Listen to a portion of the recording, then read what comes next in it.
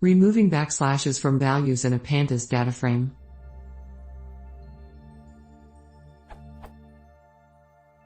I have a Pandas data frame that contains backslashes.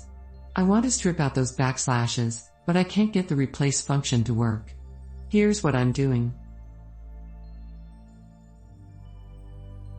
When I run this, I get an error message that says,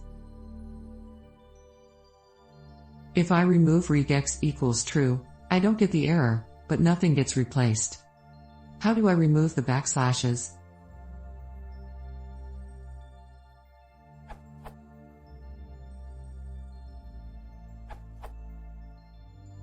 You can use replace.